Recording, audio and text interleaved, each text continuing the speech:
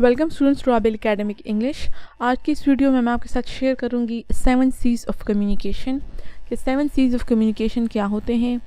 पहले थोड़ा सा इसको डिफाइन करेंगे। The 7 C's of communication are the 7 characteristics of effective communication. 7 C's का मतलब ये है, ये C है, एक कॉमा लगा है और S लगा है। इसका मतलब ये है वो 7 कैरेक्टरिस्टिक, हर एक जो कैरेक्टरिस्टिक है वो C से शुरू होते हैं। जैसे क्लैरिटी है, कंक्रीटनेस है, कंप्लीटनेस है, आगे हम उसको पढ़ेंगे। 7 C's ऑफ कम्युनिकेशन का मतलब है are the 7 characteristics of effective communication. वो 7 खसूसियात हैं, कैरेक्टरिस्टिक्स हैं, वो 7 ऐसी बातें हैं जो कि शामिल होती हैं किसमें, इफेक्टिव कम्युनिकेशन में। इफेक्टिव कम्युनिकेशन का मतलब अच्छी कम्युनिकेशन। अच्छी कम्युनिकेशन की 7 कैरेक्टरिस्टिक्स हैं और उसको 7 C's बोलते हैं। Effective communication is a quality of successful people both at home and at work. यहाँ पर थोड़ा सा इफेक्टिव कम्युनिकेशन के बारे में है कि इफेक्टिव कम्युनिकेशन बहुत ज़्यादा अहम होती है। ये कामयाब लोगों की पहचान होती है। घर में भी जो है इससे कामयाबी मिलती है और बाहर की दुनिया में भी, काम में भी। इसका मतलब ये जॉब्स में भी जो है इफेक्टिव कम्युनिकेशन से बहुत ज़्यादा फ़ायदा होता है। इफेक्टिव कम्युनिकेशन जब हम दूसरे की अपनी बात सही तरीके से पहुंचाते हैं और उसकी बात को समझते हैं तो कम्युनिकेशन ठीक होती है और ये कामयाब लोगों की क्वालिटी है। व्हेन अ स्पीकर और writer conveys a message it is important that the receiver understands it. जब एक बोलने वाला या लिखने वाला कोई मैसेज कन्वे करता है, देता है, तो ये बहुत ज़रूरी है कि रिसीवर उसको समझ ले। अगर मैं बोल रही हूँ और आप नहीं समझते हो तो मेरे मैसेज का कोई फ़ायदा नहीं है। तो मैसेज ऐसा होना चाहिए कि रिसीवर उसको समझें। A half understood message can create misunderstanding. और फिर अगर आप कोई मैसेज देते हैं और दूसरा बंदा उसको हाफ अंडरस्टूड करता है, आधा समझता है आधा नहीं समझता है, तो वो और भी ज़्यादा जो है मिसअंडरस्टैंडिंग पैदा होती है, गलतफहमी पैदा होती है और भी ज़्यादा जो है उससे प्रॉब्लम्स क्रिएट हो सकती है। तो इफेक्टिव कम्युनिकेशन बहुत ज़्यादा ज़रूरी है और इफेक्टिव कम्युनिकेशन की 7 क्वालिटीज़ हैं। अगर ये शामिल हो किसी भी कम्युनिकेशन में तो वो इफेक्टिव हो सकती हैं। Following are the 7 most important principles of effective communication. नीचे दिए गए जो भी प्रिंसिपल्स हैं, जो भी क्वालिटीज़ है, कैरेक्टरिस्टिक्स है, वे इफेक्टिव कम्युनिकेशन के लिए बहुत ज़्यादा ज़रूरी हैं। यहाँ पर 7 C's इसको इसलिए कहते हैं, यहाँ पर ये क्लियर है, ये हर एक जो क्वालिटी है ये C से स्टार्ट होती है। Number 1 is clarity, number 2 correctness, 3 completeness, 4 concreteness, 5 conciseness, 6 courtesy and 7 is consideration. So we'll discuss them one by one. First of all let's come to clarity. Clarity के नाम से ही आपको क्लियर हो गया होगा। क्लैरिटी का मतलब क्लियर होना, एक मैसेज जो क्लियर हो, जो दूसरे बंदे को सही तरीके से जो है पहुंचे और वो उसको समझे। अ message should be clear both in its purpose and content. एक मैसेज को क्लियर होना चाहिए अपने पर्पस में भी और अपने कंटेंट में भी। पर्पस का मतलब ये कि उसको पता हो, रिसीवर को पता हो कि आप उसको ये मैसेज क्यों दे रहे हैं, आपका मकसद क्या है, आप उससे क्या चाहते हैं। एंड कंटेंट, उसका कंटेंट भी क्लियर होना चाहिए, जो आपने लिखा है वो चीज़ भी क्लियर होनी चाहिए।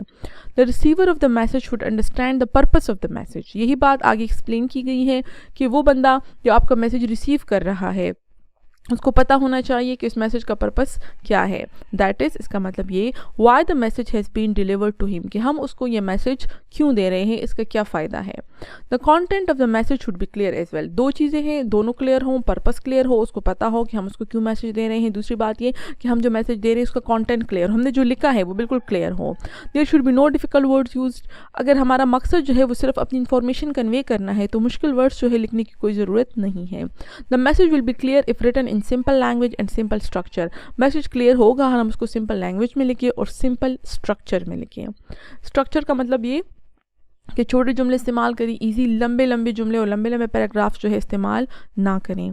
Long and complicated sentences should be avoided. बहुत लंबे जुमले या बहुत कॉम्प्लिकेटेड जुमले जो है वो लिखने की ज़रूरत नहीं है, उसको अवॉइड करना चाहिए। इस तरह जो है हमारा मैसेज क्लियर हो सकता है। Second quality is correctness. ये भी आपको नाम से ही क्लियर हो गया होगा। करेक्टनेस, मैसेज सही होना चाहिए, गलत इन्फॉर्मेशन हमने नहीं देनी है। अगर हम किसी को मीटिंग के लिए जो है फॉर एग्जांपल मैसेज कन्वे करते हैं कि इस दिन मीटिंग है, तो हमने सही जगह बतानी है, सही टाइम बताना है, उसमें कुछ मिस नहीं करना है। मैसेज का जो कंटेंट है वो क्लियर होना चाहिए, ठीक है। A correct message contains correct information delivered in a correct language. Correct message वो होता है जिसमें सही इन्फॉर्मेशन हो और वो सही लैंग्वेज में हो। इसमें फिर दो बातें आ गई हैं, एक जो हम इन्फॉर्मेशन दे रहे हैं वो गलत ना हो। हम उसको मीटिंग के लिए बुला रहे हैं, हम उसको शादी की इन्विटेशन दे रहे हैं, हम गलत डेट ना लिखें, हम गलत जगह ना लिखें, इन्फॉर्मेशन सही हो। दूसरी बात ये, वो लैंग्वेज जिसमें हम लिख रहे हैं वो लैंग्वेज सही हो। हम इंग्लिश है, उर्दू है, जो भी लैंग्वेज है वो लैंग्वेज सही यूज़ करें। An effective message guides the readers.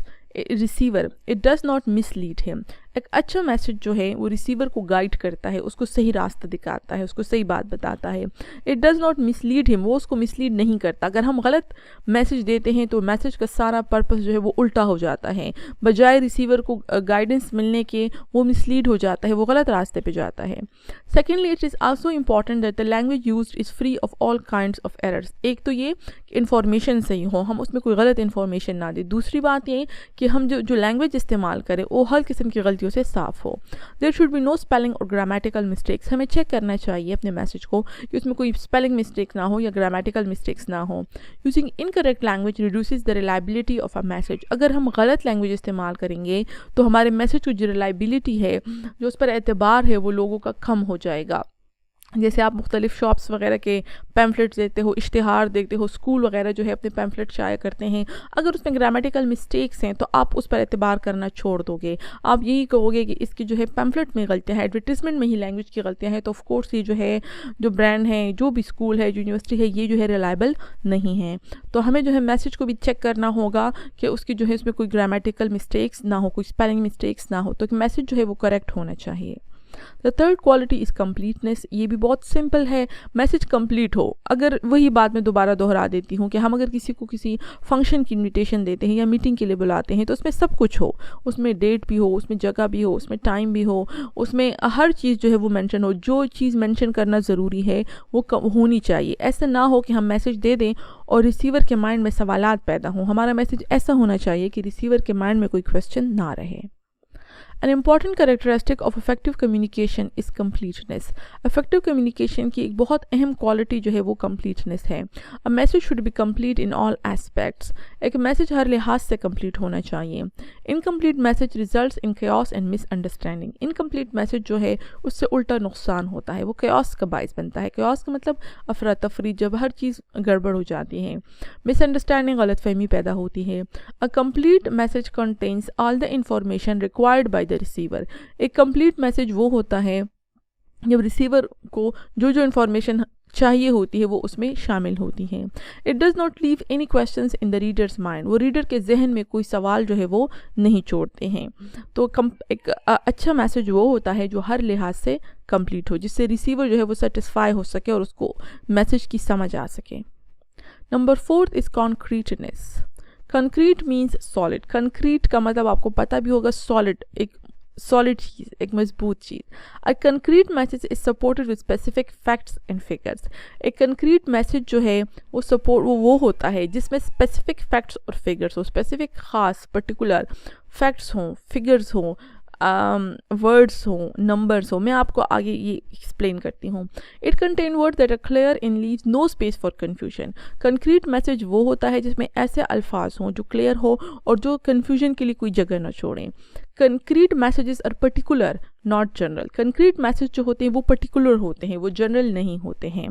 जैसे मैं जो है आपको इसकी ये मिसाल दूं कि कोई बंदा है, आमतौर पर जो सियासतदान होते हैं वो अल्फाज के साथ खेलते हैं, ठीक है, वो कंक्रीट स्टेप्स नहीं उठाते हैं, सॉलिड स्टेप्स नहीं उठाते हैं। जैसे फॉर एग्जांपल वो कहें कि मुल्क में जो है गुर्बत ख़त्म होनी चाहिए और हमें जो है तनख्वाहें बढ़ानी चाहिए और हमें जो है ये वाला काम करना चाहिए, कारोबार के लोगों के लिए इस तरह का काम करना चाहिए, स्टूडेंट्स के लिए ये होना चाहिए, एक अच्छे ममलिकत में स्टूडेंट्स के लिए ये फैसिलिटीज़ होती हैं। अब ये जनरल है, ये होना चाहिए, ये करना चाहिए, इस तरह होता है, ये जनरल है, ये कंक्रीट नहीं है। कंक्रीट तब होगा जब वो कहेगा कि हम जो है ये कर रहे हैं स्टूडेंट्स के लिए, इस डेट से हम उनको जो है इतना स्कॉलरशिप दे रहे हैं, हम डॉक्टर्स के लिए ये कर रहे हैं, हम टीचर्स के लिए इतनी तनख्वाहें बढ़ा रहे हैं।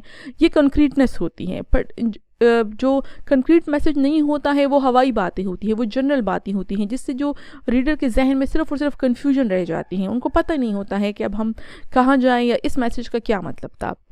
जैसे फॉर एग्जांपल कोई टीचर आती है, स्टूडेंट्स को कहती है कि आपके असाइनमेंट्स भी होने चाहिए और आपके जो है प्रेजेंटेशन भी होंगे, ठीक है, असाइनमेंट्स भी होंगी, प्रेजेंटेशंस भी होंगी और एग्ज़ाम भी हो सकता है हो जाए, लेकिन ये सारी जो है कंक्रीट मैसेज नहीं है। वो उसको जनरल बातें बता रही हैं, पर्टिकुलर वो कि वो उसको कहें कि ये वाला टेस्ट है इस डेट को मिलूँगी, ये वाली असाइनमेंट है इस डेट को मिलूँगी, और वो उनको असाइनमेंट्स प्रोवाइड करें, तो वो कंक्रीट होती है। और जनरल हवाई बातें हो जाती हैं, वो कंक्रीट नहीं होती, वो सॉलिड नहीं होती है। होपफुली ये थोड़ा सा वो है टेक्निकल सा है, होपफुली आपको ये क्लियर हुआ होगा। Next is conciseness. Conciseness means brief but complete. Concise message वो होता है जिसमें अल्फाज तो थोड़े होते हैं लेकिन वो मुकम्मल होता है, बार बार बातें नहीं दोहराई जाती, बार बार एक ही चीज़ को मुख्तलिफ एंगल से नहीं बताया जाता। Concise message provide short and essential communication in limited words. Concise message वो होता है जिसमें शॉर्ट कम्युनिकेशन होती है, एसेंशियल ज़रूरी बातें वो बताई जाती हैं, इन लिमिटेड वर्ड्स थोड़े अल्फाज में। It avoids unnecessary words and repetition. इसमें अननेसेसरी वर्ड्स नहीं होते हैं, रिपीटिशन नहीं होती है, बार बार एक बात को नहीं बताना चाहिए। Extra details and use of many words can lead to confusion and boredom. Extra detail, फजूल की बात करना, जिसमें कोई इजाफी बातें करना, इजाफी डिटेल्स बताना जिसकी ज़रूरत ना हो, ऐसी बात नहीं करनी चाहिए। And use of many words can lead to confusion and boredom. और अगर बहुत ज़्यादा अल्फाज का हम इस्तेमाल करेंगे मैसेज में तो उससे कन्फ्यूजन पैदा हो सकती है और दूसरा बंदा बोर हो सकता है। अगर बार बार हम एक ही चीज़ रिपीट करें तो दूसरा बंदा हमारे मैसेज में कोई इंटरेस्ट नहीं लेगा। Next is consideration.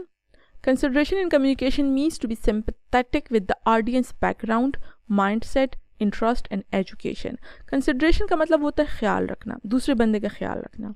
कम्युनिकेशन में कंसिडरेशन का मतलब ये है कि हम जिससे बात कर रहे हैं, जो हमारे ऑडियंस है, जो हमारे सुनने वाले हैं, जो मैसेज के रिसीवर हैं, हम सिंपैथेटिक हों, हम अंडरस्टैंड करें, हम मतलब सिंपैथेटिक हमदर्दी रखने का मतलब ये हम उसको समझें, उसके बैकग्राउंड को कि वो किस बैकग्राउंड से आया है, उसके जहन को समझें, उसकी इंटरेस्ट को समझें और उसकी एजुकेशन को सामने रखते हुए जो है हम वो मैसेज करें। जैसे फॉर एग्जांपल कोई अनपढ़ बंदा हो और हम उसको इंग्लिश में जो है मैसेज कन्वे करते हैं, ज़ाहिर उसको समझ नहीं आती है, ठीक है।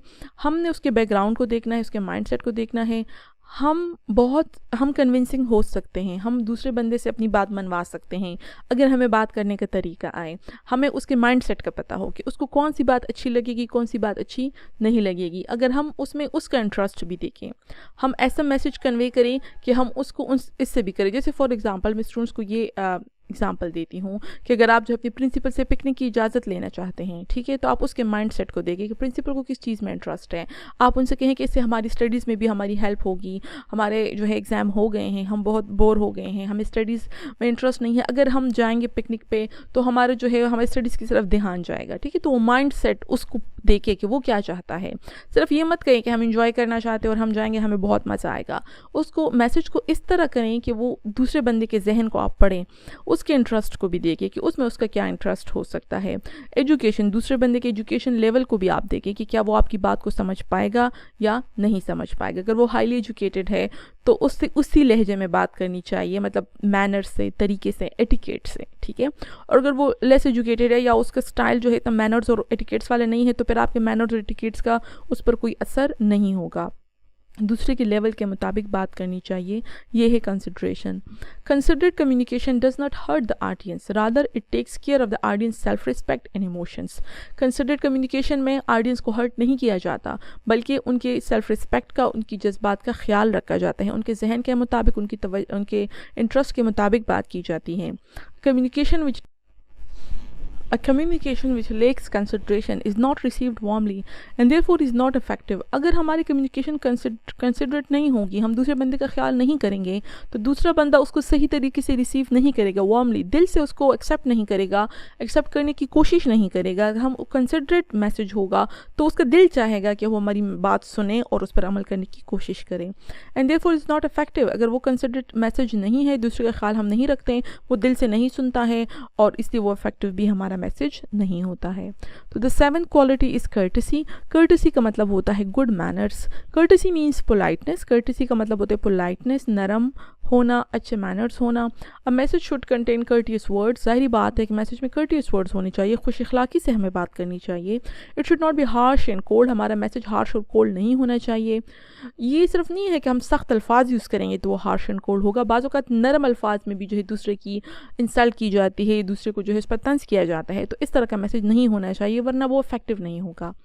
Good manners in communication leads to better understanding and positive reception of the message. अगर हमारी कम्युनिकेशन में गुड मैनर्स होंगे तो वो बेटर अंडरस्टैंड होगा, दूसरा बंदे को ज़ाहिर गुस्सा नहीं आएगा तो वो आराम से हमारी बात सुन सकेगा। अगर हम उसको हर्ट नहीं करेंगे तो वो आराम से सुकून से हमारी बात सुनेगा और उसको समझने की कोशिश करेगा। In positive reception of the message, अच्छे मैनर्स होंगे तो दूसरा बंदा उसको सही तरीके से रिसीव करेगा। It is not enough to use polite words as please और thank you, but the content of the message should also be positive. इसका ये मतलब मतलब नहीं है कि हम कर्टसी का ये मतलब नहीं है कि हम ऐसे वर्ड यूज़ करें जैसे काइंडली, प्लीज़, थैंक यू वगैरह वगैरह। नहीं, बाज़ औक़ात ये अल्फाज इस्तेमाल करके भी जो है हमारे मैसेज में सख्ती हो सकती है। But the content of the message should also be positive, बल्कि उसका जो पूरा कंटेंट है वो पॉजिटिव होना चाहिए। There should be no hidden insults और पैसिव एग्रेसिव टोन्स। कोई हिडन इंसल्ट्स नहीं होनी चाहिए कि ऊपर ऊपर तो हमारे अल्फाज में कोई मसला ना हो, लेकिन अंदर ही अंदर जो है हम दूसरे हिडन छुपी हुई इंसल्ट्स हम उसकी कर लें।